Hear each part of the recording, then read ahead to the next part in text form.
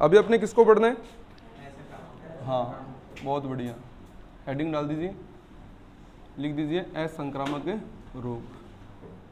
ठीक है ना। असंक्रामक रोग वे रोग होते हैं जो फैलते नहीं हैं। सीधी बात तो ये है ना, ऐसे रोग जो कभी फैलते नहीं है, जिसमें कोई सूक्ष्मजीव भाग नहीं लेता हो, है ना। तो जिसमें किसी प्रकार का कोई सूक्ष्मजीव भाग नहीं लेता हो, मतलब एक चीज देखो, सूक्ष्मजीव भाग नहीं लेगा। जब सूक्ष्मजीव भाग ही नहीं लेगा तो संक्रमण करेगा कौन? कौन इस रोग को आगे फैलाने का काम करेगा ना। जिसमें किसी प्रकार का कोई वाहक न हो। अब देखो नाम से पता चल रहा है जिसमें इन्फेक्शन ही नहीं होगा। इन्फेक्शन करता कौन है? सूक्ष्मजीव। अब सूक्ष्मजीव ही नहीं है ना, किसी प्रकार का कोई मतलब फैलने का गुण भी नहीं है और न ही कोई वाहक है, तो ऐसे रोगों के समूह को हम लोग क्या बोल देंगे? असंक्रामक रोग बोल देंगे, है ना। जो व्यक्ति विशेष तक सीमित रहते हों, है ना, जो एक बॉडी तक ही सीमित रहेंगे, आगे फैलेंगे ही नहीं। तो जो व्यक्ति विशेष तक सीमित रहते हों, ठीक है ना, इनको अपने क्या बोलेंगे कि ये सारे रोग किस प्रकार के रोग आते हैं? असंक्रामक रोगों की श्रेणी में शामिल हो जाते हैं। साथ ही हमें एक बात और याद रखनी है, जो किसी कमी या अधिकता से होते हों, मतलब देखो प्रोटीन की कमी से, वसा की अधिकता से, शर्करा की कमी से, शर्करा की अधिकता से, खनिजों की कमी और अधिकता से, विटामिन की कमी से, इस जितने भी रोग इस प्रकार के आएंगे ना, वो सारे किस श्रेणी में चले जाएंगे? असंक्रामक रोगों की श्रेणी में चले जाएंगे, है ना। कमी अगर हो रही है तो इसका मतलब मेल न्यूट्रिशन अर्थात कुपोषण की बात हो रही है, ठीक है ना। कुपोषण के कारण होने वाले रोग। अब इतना एक्सप्लेनेशन अपने पता है क्यों दे रहे? ताकि जब भी कोई साधारण सा भी रोग अपने सामने आ जाए ना, तो उसकी विशेषता अपने दिमाग में घूमनी चाहिए कि वो कोई कमी से हो रहा है क्या, क्या वो अधिकता से हो रहा है क्या, समझ रहे हो ना, इस प्रकार से। और अधिकता वाला जो डिजीज है उसके लिए हम कौन सा इस्तेमाल करेंगे? अधिपोषण। अगर इधर कुपोषण है तो अधिपोषण भी हो सकता है। और इंडिया में मोस्टली जो रोग है वो किससे होते हैं? अधिपोषण से। कुपोषण से कोई रोग नहीं होता अपने यहाँ। खाने के लिए हम लोग जो है एनी टाइम रेडी रहते हैं, सही है कि नहीं बताओ? तो इसका मतलब हमारे यहाँ पर समस्या कौन सी है? अधिपोषण की। हाँ, कुपोषण कुछ पर्टिकुलर एरिया ऐसे हैं जहाँ पर भोजन की उपलब्धता नहीं है, तो हम वहाँ पर कह सकते हैं कि भाई वो जो रोग है वो कुपोषण से होने वाला रोग है। विश्व में 1 नंबर पर डायबिटीज़ के रोगी इंडिया में, और डायबिटीज़ कोई कुपोषण से होती है क्या? अधिपोषण से होने वाला रोग है। वर्ल्ड में सबसे ज़्यादा डायबिटीज़ के रोगी अगर कहीं है तो वो कौन सा है? इंडिया में सिस्टम है ऐसा। अब मैं कुछ एग्जाम्पल देता हूँ आपको। जो एग्जाम्पल मैं लिखूंगा आपने मुझे बताना है कि वो असंक्रामक रोग है या नहीं है। फर्स्ट एग्जाम्पल डायबिटीज़, जैसा मैंने अभी बोला, संक्रामक है क्या असंक्रामक है? क्योंकि हार्मोन के कारण हो रहा है, सही है ना। कोई विषाणु, जीवाणु, कवक, प्रोटोजोआ, हेलमिंथेज ऐसा कोई सीन इसमें नहीं आता, ठीक है ना। इसी प्रकार से कैंसर, कैंसर जिसको अपने क्या बोलते हैं? कर्क रोग। अब बताइए कैंसर किस प्रकार का रोग है? एक व्यक्ति विशेष तक सीमित रोग है। कैंसर के व्यक्ति के बगल में बैठ जाओगे तो आपको कोई तकलीफ है क्या? डायबिटीज के रोगी के साथ बैठकर खाना खा लो, हमें कोई दिक्कत है क्या? मतलब फैलता है ही नहीं, सही है ना। हाँ, टीबी के रोगी के बगल में बैठ जाएं, भयंकर दिक्कत है, सही है ना। हम उसके बगल में नहीं बैठ सकते। टीबी के रोगी के लिए तो व्यवस्था अलग, कपड़े बिस्तर आदि खाना पीना सब अलग, एकदम साबुन तक अलग, तेल गंगा सब अलग होना चाहिए उसका, क्योंकि फैलने वाला रोग है। कोरोना 6 फीट दूरी रखनी थी, नज़दीक आने का नाम तक नहीं लिया हमने, सही है ना भाई। तो इसका मतलब वो सारे रोग किस में थे? संक्रामक रोगों में। और ये सारे रोग किस प्रकार के रोग हैं? असंक्रामक। अब जैसे कैंसर रोग जो है वो असंक्रामक रोग है, ऐसा प्रश्न हमारे 2015 के फर्स्ट ग्रेड के पेपर में आया था, मेजर बायोलॉजी एग्जाम में, ठीक है ना। थोड़ा ध्यान रखने लायक बात है। एक शब्द मैं और बोल रहा हूँ, वो है एंजेना पेक्टोरिस। अगर आपने सुना हो तो हाँ या ना में जवाब देंगे। नहीं सुना? एंजेना पेक्टोरिस, कोई बात नहीं। हार्ट अटैक नाम सुना है? विज्ञान में हार्ट अटैक को एंजेना पेक्टोरिस बोलते हैं, सही है ना। क्योंकि हमने जो नाम ज़्यादा सुना है ना, बस वही प्रसिद्ध है। जैसे हृदयाघात, हार्ट अटैक। अब डॉक्टर अगर आपको बोलेगा कि आपके तो एंजेना पेक्टोरिस की शिकायत है, हम बोलेंगे साहब समझ में नहीं आई बात। वो कहते हैं आपको अटैक आया, ठीक है भाई साहब, सही है ना, क्योंकि हम जल्दी से समझ जाते हैं। वही बात, कई बार धमनियाँ जो है अवरुद्ध हो जाती है, तो उनको खोलने के लिए एंजियोप्लास्टी नामक एक थेरेपी की जाती है, एंजियोप्लास्टी, जिसमें प्लास्टिक के समान कुछ चीज़ें होती हैं जिनसे सल्ले बनते हैं, रिंग बनते हैं और वो नाड़ियों में डाले जाते हैं। तो अगर हम बोल देना एंजियोप्लास्टी करवाइए तो समझ में नहीं आता, सल्ले डलवाए हाथों समझ में आ गया कि हाँ भी सल्ले डलवाए, बोलो बराबर बात है ना। ये कुछ ऐसे शब्द होते हैं जो ज़्यादा प्रचलित होते हैं, जैसे हृदयाघात ज़्यादा प्रचलित रोग है तो उसी को अपने एंजाइना पेक्टोरिस बोल दिया, ठीक है ना। एक रोग मैं आपके सामने और बोल रहा हूँ, बहुत फेमस है, एथेरोस्क्लेरोसिस। अगर सुना हो तो हाँ, नहीं सुना हो तो ना। ये भी नहीं सुना? अगर ये नहीं सुना तो आप पटवार भर्ती 2021 का एक प्रश्न हल नहीं कर पा रहे हैं। 2021 में प्रश्न आया था ये, एथेरोस्क्लेरोसिस। एथेरोस्क्लेरोसिस है वसाओं की अधिक मात्रा में सेवन करने से होने वाला रोग। और कौन सी वसाएं? संतृप्त वसाएं। संतृप्त वसाएं कौन सी वसाएं होती है? वो वसाएं जिन वसाओं के अंदर कोलेस्ट्रॉल की मात्रा ज़्यादा होती है और जो वसाएं जंतुओं से प्राप्त होती हैं। तो जो वसाएं जंतु से प्राप्त होती हैं उन वसाओं को हम लोग क्या बोलते हैं? संतृप्त वसाएं बोलते हैं, ठीक है ना। और संतृप्त वसाओं के अधिक मात्रा में सेवन करने से जब कोलेस्ट्रॉल धमनियों में जमने लगता है तो हम उस रोग को क्या बोलते हैं? एथेरोस्क्लेरोसिस बोलते हैं, और धमनी अवरोध के नाम से उसको अपने जानते हैं। समझ रहे हो ना। तो ये मेरे भी पटवार के पेपर में मान लीजिए 2021 के एग्जाम में सेम टू सेम प्रश्न था, मैंने जो पाएगा। कोई डाउट किसी का? बहुत बढ़िया। एथेरोस्क्लेरोसिस आप मैनेज कर लीजिएगा, ठीक है ना। और ऐसे प्रोटीन की कमी है ना, प्रोटीन की कमी व अधिकता से होने वाले रोग, बाकी प्रोटीन की अधिकता से कोई दुष्प्रभाव पड़ता नहीं है, ठीक है ना। वसा की कमी व अधिकता से होने वाले रोग, अब जैसे गठिया वगैरह नाम सुनते हो आप, है ना, तो ऐसे सारे रोग असंक्रामक रोगों की श्रेणी में चले जाएंगे। खनिजों की कमी व अधिकता से रोग, ये सारे लिखवाऊंगा हम आपको आगे ना।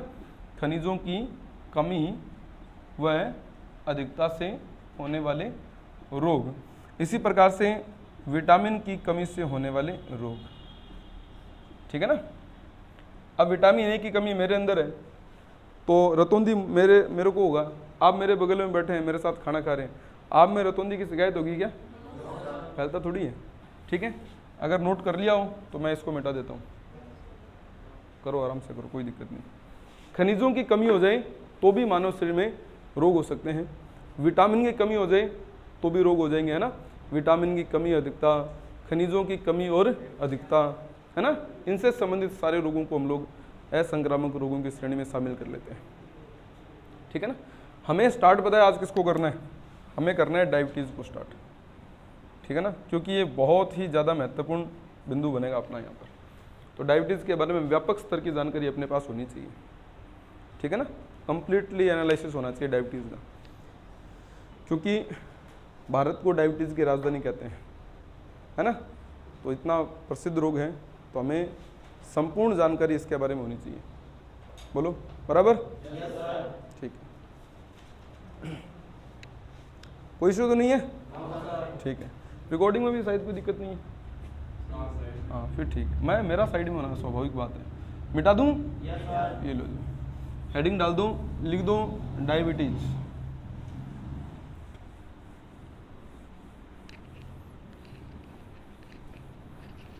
हेडिंग में डायबिटीज लिख दीजिए आप सभी।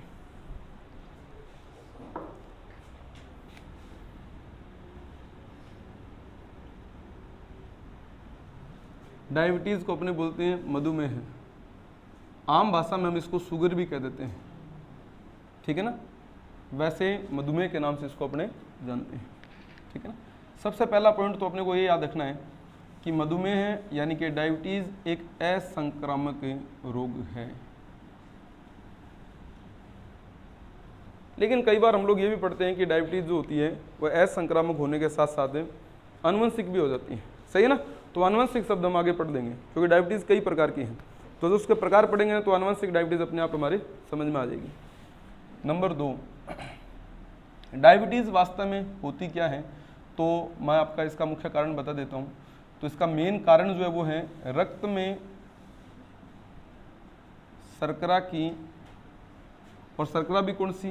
ग्लूकोज। रक्त में कौन सी शर्करा पाई जाती है? ग्लूकोज। इसे ब्लड शुगर अपने बोल सकते हैं, रक्त शर्करा अपने इसको बोल सकते हैं ना। तुरंत ऊर्जा देने वाला भोज्य पदार्थ कौन होता है? ग्लूकोज। किसी को तुरंत एनर्जी चाहिए तो ग्लूकोज चढ़ा दो, घी पिला दो, नहीं, हालांकि घी से ज़्यादा एनर्जी प्राप्त होती है।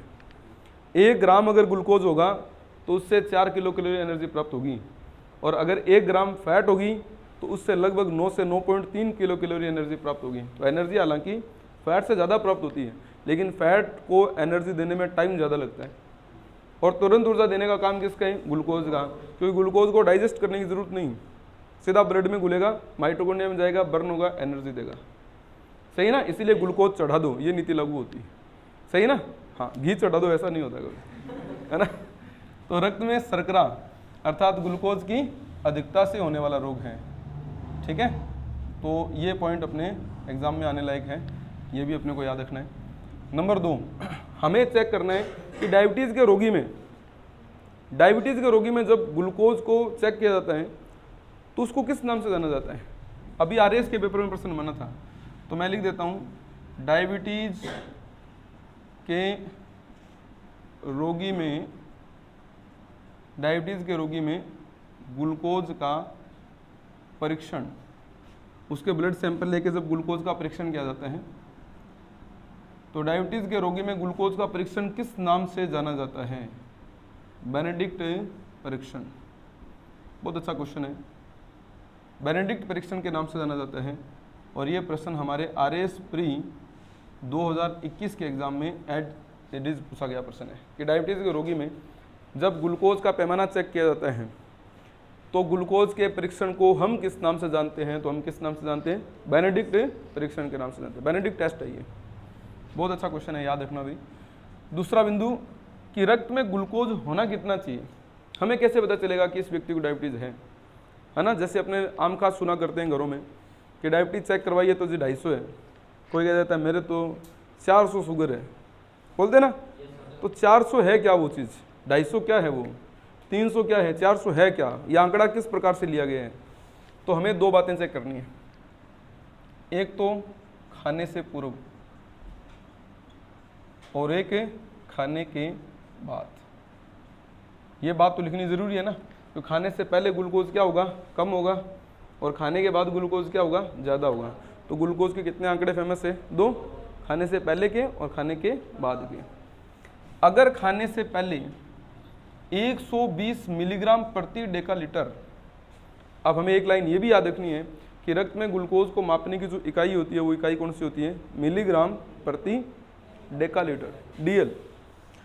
मैं डेकालीटर शब्द को भी एक्सप्लेन कर लेता हूं। देखो, पहला शब्द है डेका,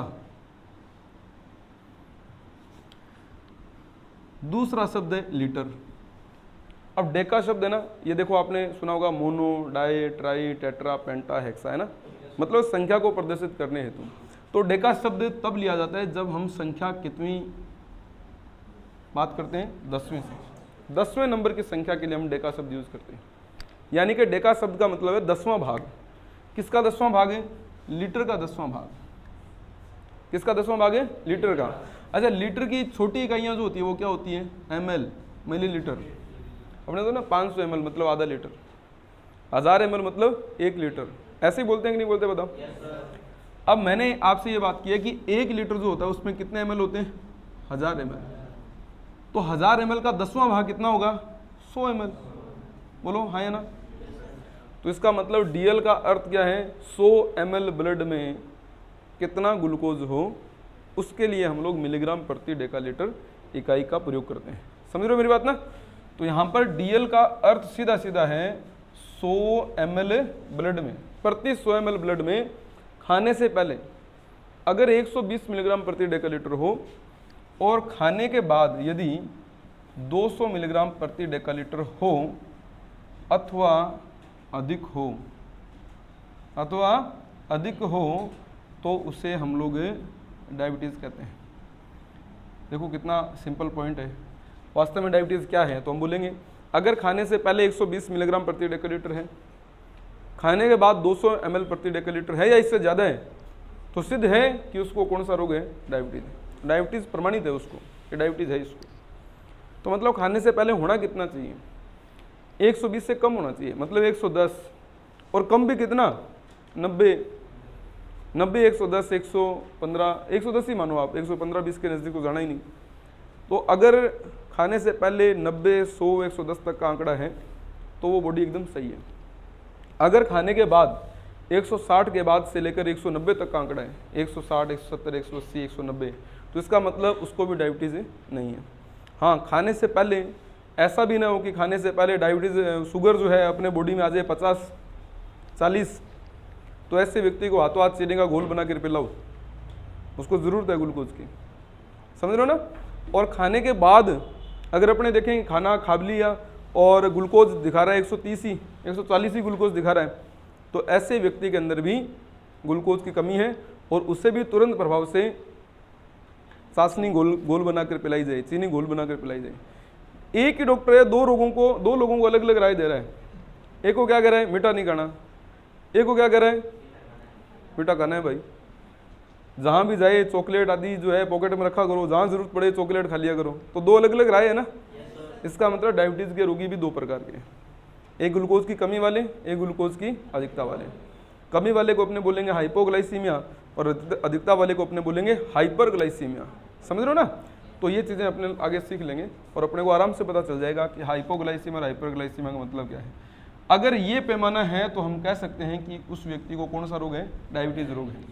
अगला पॉइंट, डायबिटीज़ मानव शरीर का कैसा लक्षण है? क्या आप किसी व्यक्ति को देखकर बता सकते हैं उसको डायबिटीज़ है? क्या डायबिटीज़ के व्यक्ति को खुद को पता होता है कि मुझे डायबिटीज़ है? क्या मलेरिया के रोगी को खुद को पता होता है मुझे मलेरिया है? उसको पता होता है। कुछ लक्षण होते हैं, ठंड लगेगी, तेज़ बुखार आएगा, पसीना आएगा, तो वो डॉक्टर के पास जाएगा, डॉक्टर साहब मेरे ये प्रॉब्लम चल रही है, मेरे को ठंड ज़्यादा लग रही है, तेज़ बुखार भी आ रहा है, पसीना भी आ रहा है, आजकल शरीर में थोड़ी सी दिक्कत चल रही है। तो डॉक्टर बोलेगा ठीक है भाई, इसका सैंपल लो, चेक करो। डायबिटीज़ के रोगी की ऐसे कोई दिक्कत ही नहीं है, न सिर दर्द, न खांसी, न जुकाम, न बुखार, है ना, कुछ पता नहीं है। तो इसका मतलब मेंडल की जेनेटिक्स के अकॉर्डिंग डायबिटीज़ मानव शरीर का कैसा लक्षण है? अप्रभावी लक्षण है। शायद हमने जेनेटिक्स में इन बातों पर चर्चा की थी। मेंडल का पहला नियम आता है प्रभाविता का नियम। वो कहता है जो लक्षण प्रकट होता है उसको प्रभावी बोलते हैं और जो लक्षण प्रकट नहीं होता उसको अप्रभावी लक्षण बोलते हैं। तो डायबिटीज़ ऐसा लक्षण है जो कभी शो ही नहीं होता, हम क्या बोलेंगे? अप्रभावी लक्षण है। डायबिटीज़ अप्रभावी लक्षण है, वर्णांधता अप्रभावी लक्षण है, मंदबुद्धिता अप्रभावी लक्षण है, हीमोफीलिया भी अप्रभावी लक्षण है।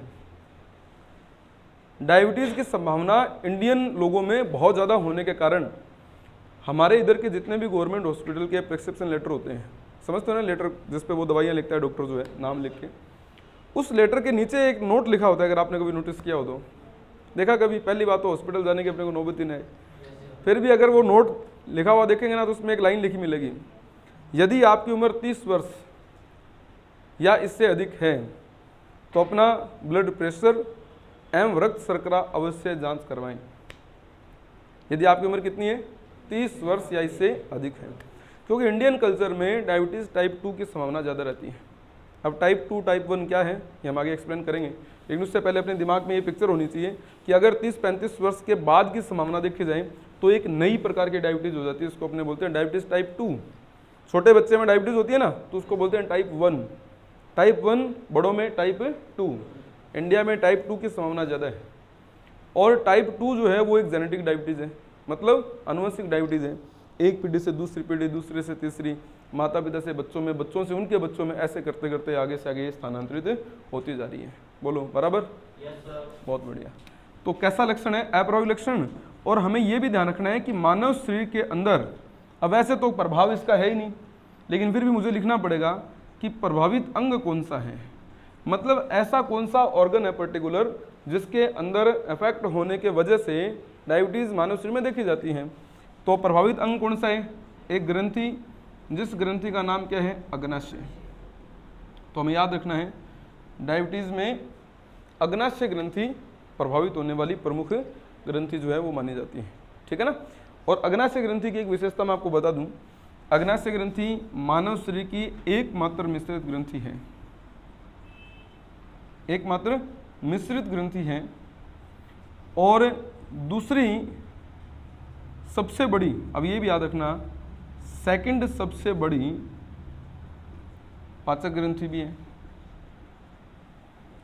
सेकंड सबसे बड़ी पाचक ग्रंथि भी है और एकमात्र मिश्रित ग्रंथि भी है अग्नाशय।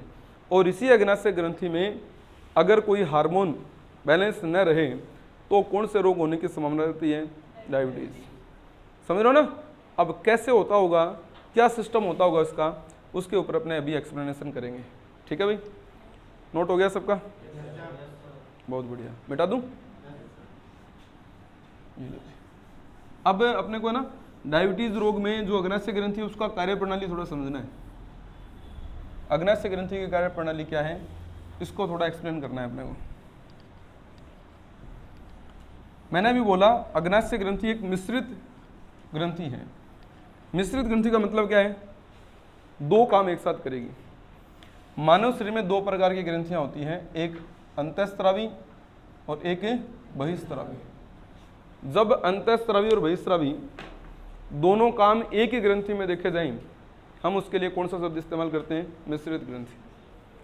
तो अग्नाशय ग्रंथि, क्योंकि मैंने बताया यह हमारे शरीर की एक मिश्रित ग्रंथि है, इसका मतलब इसमें दो भाग एक साथ देखे जाते हैं, एक अंतःस्रावी और दूसरा बहिःस्रावी।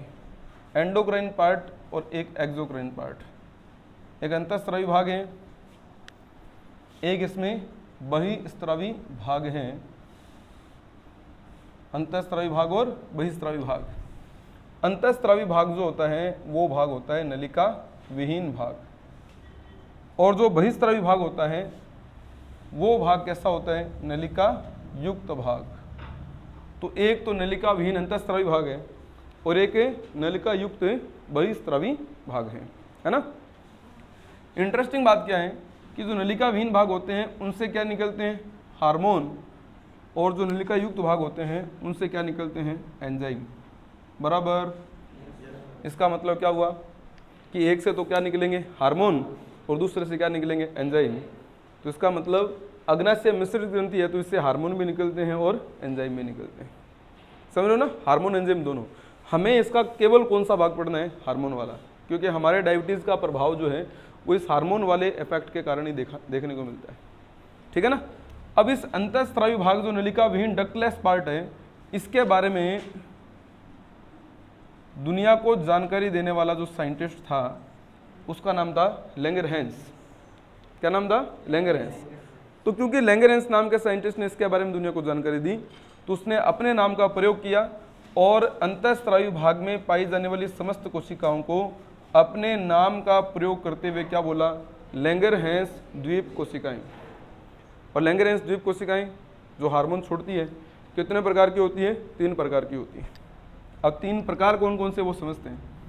एक तरफ हम बात कर रहे हैं किसकी? कोशिका।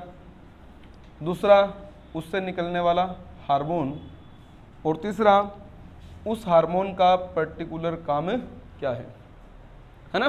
ये 3 बातें समझेंगे तो अपने को डायबिटीज अपने आप कलेक्ट हो जाएगी, पता चल जाएगा डायबिटीज वास्तव में होती क्यों है। अब कोशिका, पहली कोशिका का नाम है अल्फा।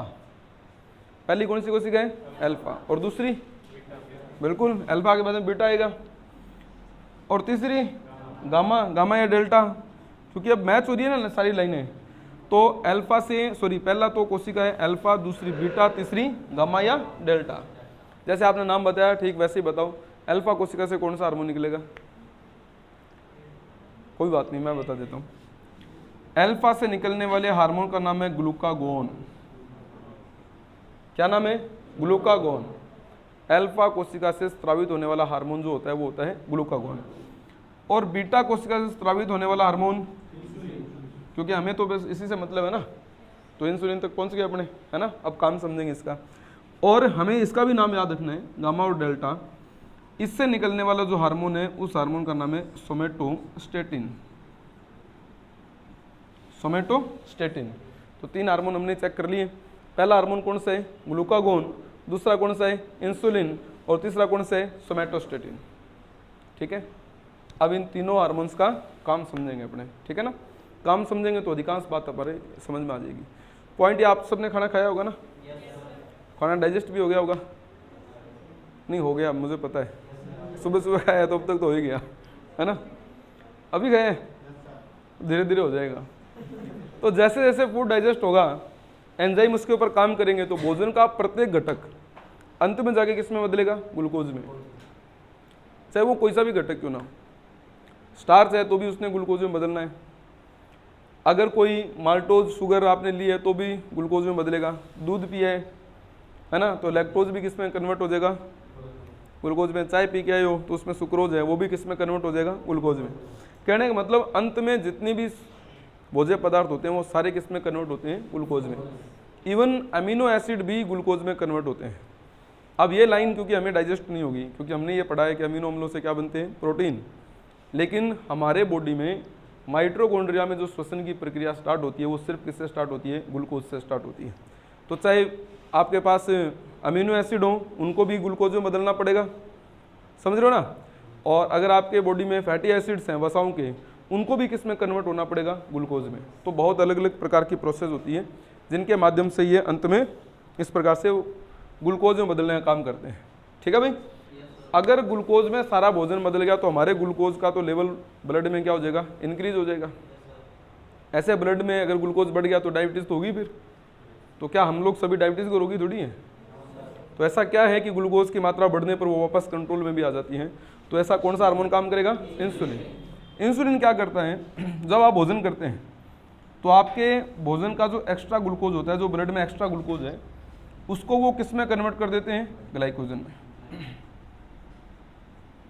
किस में कन्वर्ट कर देते हैं बोलो? ग्लाइकोजन। ग्लाइकोजन में कन्वर्ट कर दिया। अब ये तो है इकाई यानी कि सिंगल यूनिट, और ग्लाइकोजन कौन है? बहुलक। मतलब छोटे छोटे ग्लूकोज को इकट्ठा करके बड़ा अणु बना देता है, और बड़े अणु का नाम क्या है? ग्लाइकोजन, यानी कि एक बहुलक बना दिया। और इस बहुलक को बॉडी के किस भाग में स्टोर कर दिया? लीवर में और मांसपेशियों में। यानी कि ये एक्स्ट्रा स्टोर फूड मटेरियल है, यानी कि मानव शरीर का अतिरिक्त संचित भोज्य पदार्थ कौन है? ग्लाइकोजन, भाई जिसकी अभी ज़रूरत नहीं है। जो ग्लूकोज एक्स्ट्रा था हमने उसको किस में स्टोर कर दिया? ग्लाइकोजन में स्टोर कर दिया, लीवर और मांसपेशियों में। जैसे हमारे घरों की यही नीति होती है, जितना ज़रूरत होता है उतना तो हम काम में लेते हैं, और एक्स्ट्रा चीज़ को हम लोग हमारे घर में कहीं ना कहीं स्टोर कर देते हैं। होता कि नहीं होता?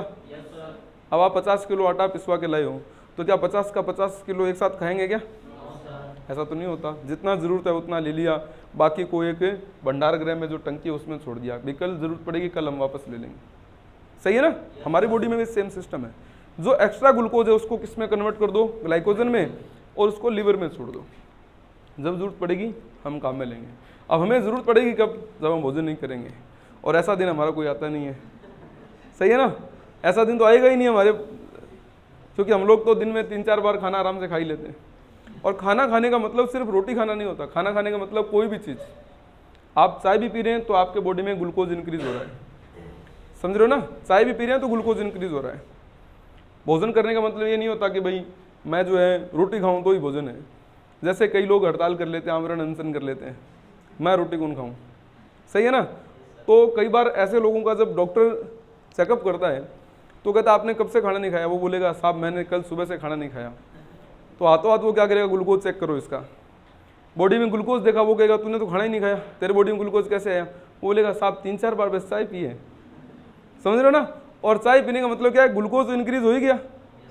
बोलो सही है कि नहीं है? आपका कोई भी भोजन है वो अंत में जाकर किस में बदलना है? ग्लूकोज में। तो डॉक्टर ने तो अगर ग्लूकोज चेक करना है, ऐसे लोगों को दंड दिया जाता है, क्योंकि उन्होंने दुनिया को बरगलाने का काम किया। वो कह रहा है मैं कुछ खा नहीं रहा, दूध पिए जा रहे हैं, चाय पिए जा रहे हैं, सही है ना? और बीच में कह देगा मैंने तो जूस पिया था, है ना, मैंने तो रोटी खाई नहीं, जूस पिया है मैंने। तो इसका मतलब ग्लूकोज हर किसी चीज़ में है तो हमारी बॉडी में इंक्रीज होगा। बोलो बराबर बात है? और एक्स्ट्रा ग्लूकोज को हम इसमें बदल कर स्टोर कर देंगे कि बाई चांस अगर मैंने भोजन नहीं किया तो मेरे को एनर्जी मिल जाए। ऐसा होगा तब जब हम लोग उपवास रखेंगे। आजकल इंडिया का उपवास भी अलग तरीके का है। उपवास वाले दिन उल्टा ज़्यादा खाते हैं अपने, है ना? और उपवास वाले दिन सबसे ताकतवर चीज़ लेते हैं क्या? आलू। आलू, फल फ्रूट तो फिर भी बेचारे कमज़ोर पड़ जाते हैं आलू के आगे। आलू बहुत ताकतवर चीज़ है, क्योंकि आलू में क्या होता है? स्टार्च। स्टार्च कौन है? शर्करा का बहुलक। एक स्टार्च के मॉलिक्यूल को जब तोड़ेंगे ना तो उसमें माल्टोज निकलेगा, और माल्टोज के अंदर क्या निकलेगा? ग्लूकोज निकलेगा। मतलब रिच सोर्स है वो ग्लूकोज का। तो हम तो आलू का हलवा, आलू के चिप्स और मार्केट में आलू के भी वो ऊपर लिखा होता है व्रत वाले चिप्स, सही है ना, कि आप आज ये खा सकते हैं। साबूदाने की खीर, साबूदाने में भी स्टार्च प्रचुर मात्रा में होता है, ठीक है ना। साबूदाना साइकस नामक प्लांट के तने से निकलता है। एक साइकस नाम का प्लांट होता है जिसके तने से लेटेक्स निकलता है, और उसी से हम लोग किसको तैयार करते हैं, साबूदाना को। और साबूदाना जो है उसके अंदर भी स्टार्च प्रचुर मात्रा में। अगर हम लोग वो भी ले रहे हैं तो इसका मतलब हम तो रिच सोर्स ले रहे हैं ग्लूकोज का। तो हमारे अंदर काय को इसकी जरूरत पड़ेगी, इसकी तो बेचारे की जरूरत पड़ी नहीं रही। इसकी जरूरत तो तब पड़ेगी जब हम लोग रूठ जाएंगे, है ना। आलू भी नहीं खाऊंगा, चिप्स भी नहीं खाऊंगा, है ना, मेरे को जब तक मोबाइल नहीं दिया तब तक मैं भोजन करूंगा ही नहीं, सही है ना। अब जो रूठा हुआ व्यक्ति है ना वो कुछ नहीं खाएगा। इसका मतलब अब उसके बॉडी में किसकी कमी हो रही है, ग्लूकोज की। और इस कंडीशन में ग्लाइकोजन किस में कन्वर्ट होगा, वापस से ग्लूकोज में, क्योंकि आपने ऐसे ही दिन के लिए ग्लाइकोजन को स्टोर करके रखा था, सही है ना। और ये काम किसका है बताओ, ग्लूकागोन का। वो क्या करेगा, जो स्टोर ग्लाइकोजन था, इस स्टोर ग्लाइकोजन को किस में कन्वर्ट कर देता है, ग्लूकोज में, और आपकी गाड़ी चल पड़ती है, यानी हमें एनर्जी मिल गई। समझ रहे हो ना मेरी बात। तो ये नॉर्मल कंडीशन है। अब मुझे बताओ, आप सभी जो है, आपके बॉडी में ग्लूकागोन ने कब काम किया, अभी सोच रहे हैं ना, पता नहीं कब काम किया। मैंने तो कभी खाना तो शायद मैंने छोड़ा ही नहीं कभी, सही है ना, क्योंकि हम लोग तो सुबह उठते ही अपनी मशीन जो है वो स्टार्ट कर लेते हैं। इसका मतलब इसका तो नंबर आ ही नहीं रहा बेचारे का। हाँ, दिन रात काम कौन कर रहा है, इंसुलिन दिन रात काम कर रहा है। हम उस समाज में रहते हैं जहाँ पर सोते वक्त भी चीज़ को खा पी कर सोने की हैबिट है, नहीं क्या, कि 10 मिनट बाद में सोने वाले हैं तो कहेंगे एक चाय बना दो, बस बाद में सोऊंगा मैं। कमाल है, बस सो रहा हूँ, एक केला मेरे को खिला दे, बाद में मैं सो रहा हूँ। मतलब सोते वक्त भी खाएंगे, तो ये दिन रात काम कर रहा है। जो दिन रात काम करता है वो कभी न कभी कम भी हो जाता है, सही है ना। तो अगर ये कम हो गया तो ग्लूकोज कभी ग्लाइकोजन में बदलना बंद हो जाएगा। ग्लूकोज की मात्रा क्या होगी, ज़्यादा, और कौन सा रोग हो जाएगा, डायबिटीज। कब, जब इंसुलिन कम और ग्लूकोज ज़्यादा होगा। बोलो बराबर है ना। इस कंडीशन में डायबिटीज़ का प्रभाव देखने को मिलता है। तो हमने इसका तो नंबर ही नहीं पढ़ा, सोमैटोस्टेटिन ये क्या काम करता है, ये इन दोनों को समझाता है। क्या कहता है कि अदला बदली मत करो, जो भोजन बच्चे ने ग्रहण किया उसको काम में तो लो। पहले खाना खाया किस बात के लिए है, खाना क्या इसलिए खाया क्या कि आप ग्लूकोज को ग्लाइकोजन में बदल के स्टोर कर दो, है ना। क्या इसलिए खाया है क्या, या इसलिए नहीं खाया क्या कि ग्लाइकोजन को वापस ग्लूकोज में बदल दो। पहले जो भोजन किया उसका उद्देश्य क्या है, मानव शरीर को क्या मिलना चाहिए, एनर्जी। तो उसको काम में तो लिया जाए, और भोजन के काम में लेने की प्रोसेस को अपने बोलते हैं एसोमाइलेशन, यानी कि स्वांगीकरण। बोलो।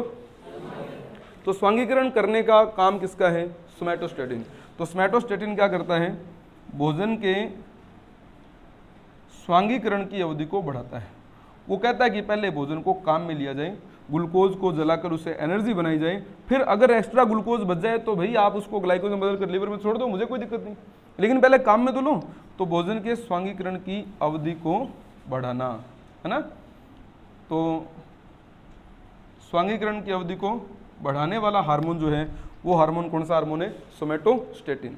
और सोमैटोस्टेटिन हार्मोन आपके अग्नाशय ग्रंथि के अंतःस्रावी भाग जो है उसमें गामा या डेल्टा कोशिका से स्रावित होने वाला एक प्रमुख हार्मोन होता है।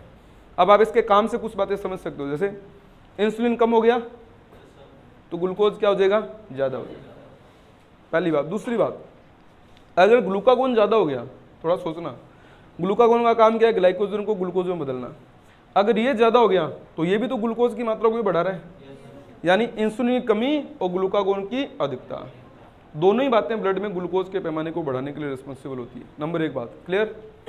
दूसरा पॉइंट क्या कहता है कि अगर इंसुलिन ज़्यादा है, मान लो इंसुलिन क्या हो गया ज़्यादा, और ग्लूकागोन क्या हो गया कम, समझ रहे हो ना, ग्लूकागोन कम हो गया तो क्या जो ग्लाइकोजन है वो ग्लूकोज में बदलेगा क्या, तो इसका मतलब ग्लूकोज की क्या हो जाएगी, कमी। और इंसुलिन ज़्यादा हो गया तो वो भी ज़्यादा ग्लूकोज को क्या करेगा, ग्लाइकोज में बदल कर स्टोर कर देगा। तो इस कंडीशन में ग्लूकोज की मात्रा क्या हो जाएगी, कम। इसका मतलब इसकी अधिकता और इसकी कमी ग्लूकोज के पैमाने को क्या करती है, कम करती है, और इसकी कमी और इसकी अधिकता ग्लूकोज के पैमाने को क्या करती है, ज़्यादा करती है। एम आई राइट। इन दोनों ही परिस्थितियों से हम लोग डायबिटीज़ को अलग अलग तरीके से पढ़ा करते हैं। अगर ये कम और ये ज़्यादा है तो हाइपरग्लाइसीमिया, हाइपर का मतलब क्या होता है, ज़्यादा, ग्लूकोज क्या हो गया, ज़्यादा हो गया, समझ रहे हो ना। और अगर ये ज़्यादा और ये कम है, समझ रहे हो ना, तो इससे ग्लूकोज क्या हो जाएगा, कम। It means it is hypoglycaemia. Glucose कम हो गया। अब ऐसे व्यक्तियों को आप मीठा खिलाओ, मीठे का मतलब ये है कि आप उसको शुगर दीजिए, चीनी का घोल बना के दीजिए, सही है ना, उसको मतलब जो है जूस पिलाइए आप उसको तुरंत प्रभाव से। अगर ऐसा आपने नहीं किया तो उसके अंदर अचानक से मतलब एनर्जी कम होने के कारण दौरे आने लगेंगे ऐसे व्यक्ति को। तो ये मतलब काफ़ी खतरनाक प्रकार का प्रभाव होता है। मुझे लगता है आप लोगों को कॉन्सेप्ट समझ में आ गया होगा। नोट बना के एक लाइन लिखेंगे अपने। कौन सी लाइन? कि इंसुलिन की कमी, इंसुलिन की कमी बराबर ग्लूकोज की अधिकता। इंसुलिन की कमी और ग्लूकोज की अधिकता। तो अगर इंसुलिन कम हो जाए और ग्लूकोज क्या हो जाए, ज़्यादा हो जाए, तो हमारे शरीर में जो रोग देखने को मिलता है उस रोग का नाम क्या है? डायबिटीज़ है। समझ रहे हो ना? ये कॉन्सेप्ट आपने यहाँ पर समझना है। अब इसके बाद में आता है कि डायबिटीज़ वर्ल्ड में कितने प्रकार की हैं और उन सभी का कारण क्या है ना, उनका इलाज कैसे किया जा सकता है। तो इन सब बातों पर अपने नेक्स्ट चर्चा करेंगे। ठीक है भाई? यहाँ तक कोई डाउट है किसी का? इसको नोट करो और फिर मैं मिटा देता हूँ। नोट हो गया? करो, फुर्ती से नोट करो इसको ना। और सोमैटोस्टेटिन देखो सबसे बेस्ट काम कर रहा है। ये कह रहा है कि भाई जो ग्लूकोज उसको काम में लो, पहले अगर एक्स्ट्रा हो जाए तो बात करेंगे, वरना पहले काम में तो लो इसको। तो काम में कैसे लेंगे? स्वांगीकरण करेंगे उसको, एसोमाइलेशन। एसोमाइलेशन का मतलब है ग्लूकोज को काम में लेना, उससे एनर्जी बनाना, ये स्वांगीकरण होता है। और स्वांगीकरण के टाइम पीरियड को बढ़ाने में जो जिम्मेदार हार्मोन है वो हार्मोन कौन सा है? सोमैटोस्टेटिन। तो इसका मतलब इन दोनों को कंट्रोल कर रहा है कि नहीं कर रहा? इन दोनों का कंट्रोल सोमैटोस्टेटिन के पास होता है। ठीक है, क्या मैं इसे मिटा दूं? बहुत बढ़िया। चलो जी, अब अपने पॉइंट आएगा टाइप ऑफ डायबिटीज़, यानी कि डायबिटीज़ के प्रकार। हेडिंग डाल दीजिए, लिख दीजिए टाइप्स ऑफ डायबिटीज़, अर्थात डायबिटीज़ कितने प्रकार की होती है, ये पॉइंट अपने को पढ़ना है। ठीक है ना? डायबिटीज़ के प्रकार गौर से समझने का प्रयास करना है।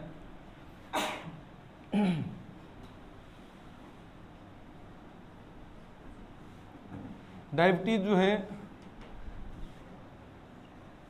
6 प्रकार की होती है टोटल। उनमें से 2 प्रकार की डायबिटीज मैं आपको सबसे पहले बता रहा हूं। First is diabetes type 1। अभी जो कांस्टेबल का पेपर हुआ था ना 2018 का,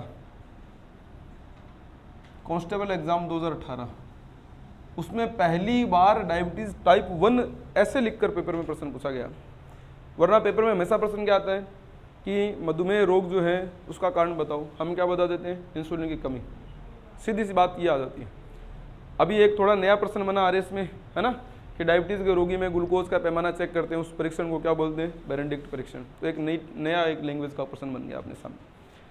तो ये टाइप जैसे शब्दों का प्रयोग होता है ना, तो क्वेश्चन की लैंग्वेज जो है वो थोड़ी सी क्या हो जाती है? टफ हो जाती है, मतलब थोड़ा एडवांस लेवल का प्रश्न बन जाता है। तो एक टाइप 1 है, तो नो डाउट दूसरी टाइप 2 है, डायबिटीज टाइप 2। ठीक है ना? टाइप 1 और टाइप 2। थोड़ा अंग्रेजी में इसको बताना पड़ेगा क्योंकि इसका इंग्लिश नाम भी है डायबिटीज टाइप 1 का।